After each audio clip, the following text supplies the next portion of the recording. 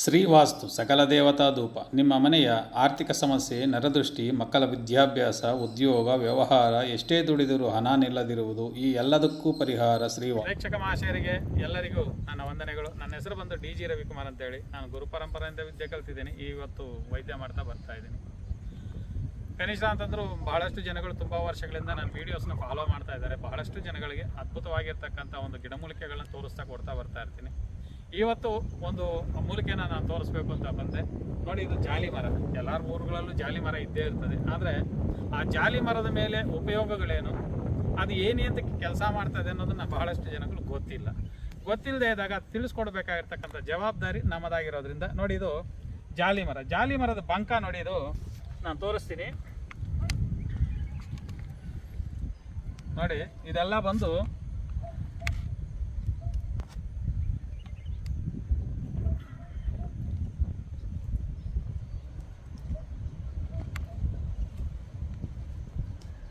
ಇದು ಒಂದು ಜಾಲಿ ಮರದ ಬಂಕ ಅಂತ ಕರಿತೀವಿ ನೋಡಿ.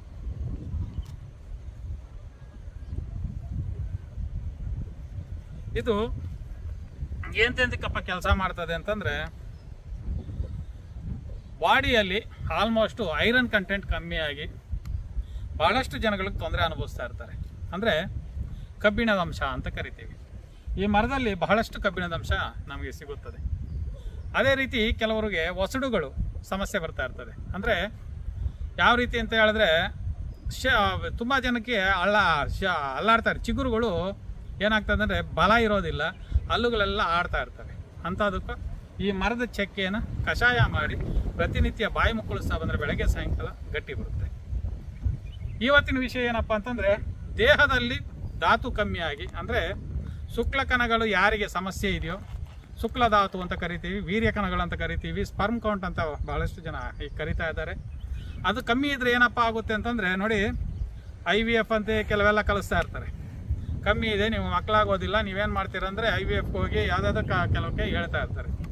ಅಂಥ ಸಮಸ್ಯೆಗಳು ಬರಬಾರ್ದು ಅನ್ನೋಂಗಿದ್ರೆ ಮದುವೆಗೆ ಮುಂಚೆ ಆಗ್ಬೋದು, ಮದುವೆ ನಂತರ ಆಗ್ಬೋದು, ಯಾವಾಗಲೇ ಆಗ್ಬೋದು. ಈ ರೀತಿಯಾಗಿರ್ತಕ್ಕಂಥ ಒಂದು ಜಾಲಿ ಮರದ ಅಂಟು ಅಂತ ಕರಿತೀವಿ, ಬಂಕ ಅಂಟು. ಇದನ್ನು ನಾನು ತೋರಿಸ್ತಾ ಇದ್ದೀನಲ್ಲ, ಇದು ಬಂದು ಜಾಲಿ ಮರದ ಬಂಕ. ಇದು ಈ ಜಾಲಿ ಮರದ ಬಂಕನ ಶೇಖರಣೆ ಮಾಡ್ಕೊಳ್ಳಿ. ಈಗ ಒಳ್ಳೆಯ ಸಮಯ, ಇದು ಮಳೆ ಬಿದ್ದಿರೋದ್ರಿಂದ ಸೋರ್ತಾ ಇರ್ತದೆ. ಇದು ಸ್ವಲ್ಪ ಬಿಸಿಲು ಕಾಲ ಬಂದರೆ ಸ್ವಲ್ಪ ಗಟ್ಟಿಗೆ ಬಂದ್ಬಿಡ್ತದೆ.